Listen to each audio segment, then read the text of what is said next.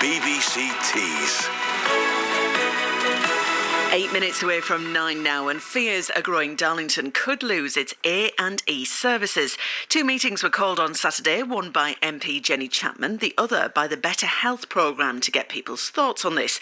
Now, as a result, a campaign to save the A&E department is now underway, even though its future was hardly discussed at that meeting.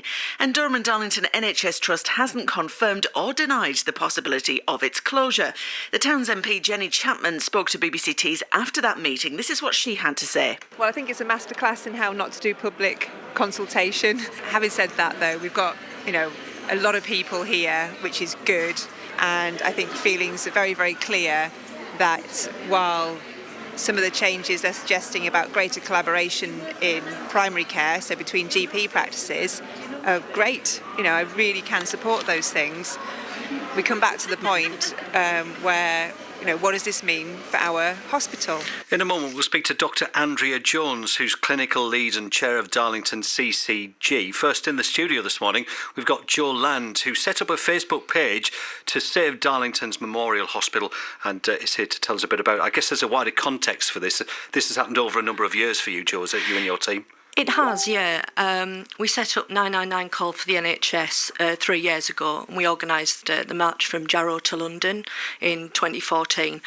And at 999 Call for the NHS, we work with campaigners all over the country, and we are seeing the same pattern of cuts, of closures, and of creeping privatisation everywhere. The future of A&E services, which Amy talked about there, was hardly mentioned at this meeting on Saturday. Do you think people are spooked by that? I think people feel that the trust and the commissioning groups are not really being straight with them. Staff are speaking out, and the right to be concerned. There's concerns about the future of A&E, of intensive care units, and of maternity. Obviously, there's been no confirmation or denial, which is worrying in itself.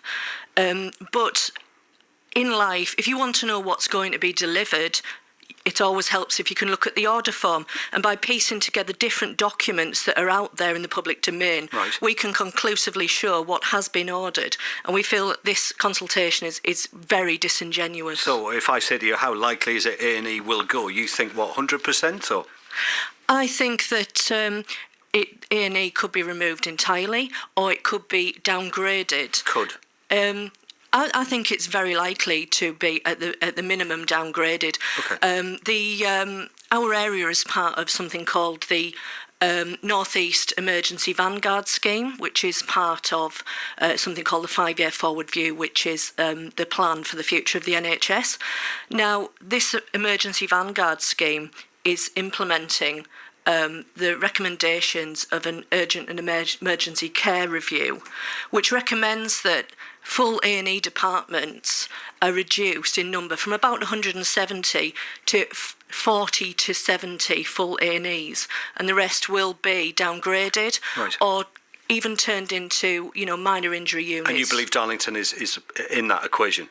I believe it's right, extremely likely, and it's definitely in that equation of that Vanguard scheme. Joe, stay there if you would, because Dr. Andrea Jones, as I mentioned there, is clinical lead and chair of Darlington CCG, which has helped organise this Better Health programme meeting last weekend, gave that presentation on Saturday. Andrea, good morning. Good morning. Hiya. Why aren't you being straight with people? Can I first say this isn't a consultation? Interestingly, it's been claimed to be a consultation. We are in a very early conversation with the public. The Better Health programme is a piece of work that has been going on for probably about the best part of 3 years, actually looking at a window into the future.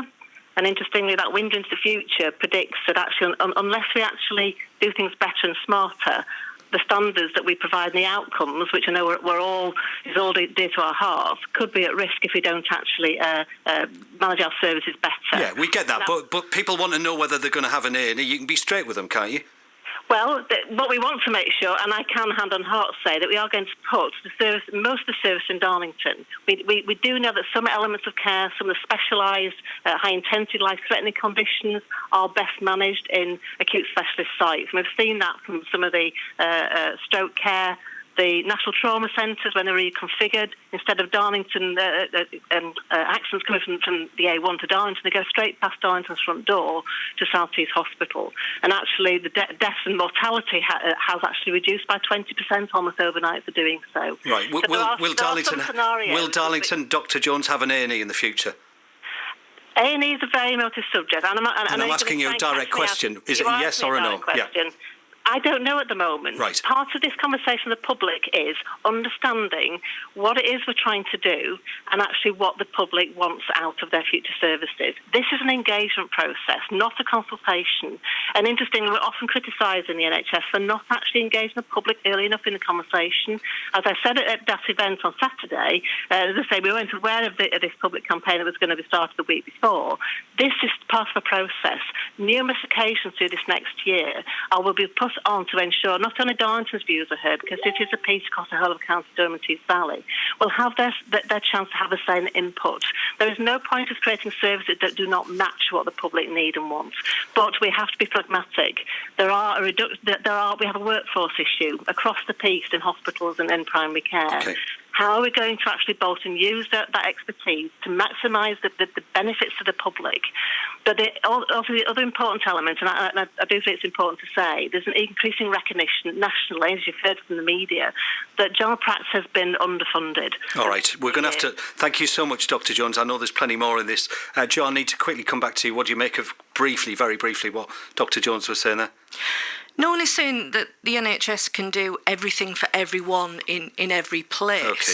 But people need to have confidence in emergency care, and we do feel that these restructuring of services are really about cuts, about the underfunding of the NHS, about pressures on staff, and about restructuring the NHS so that it's easier for it to be privatised. Thank you so much, Steve, for coming in. Really short time. Joel Land there, and also Dr. Andrea Jones. The Headline Challenge.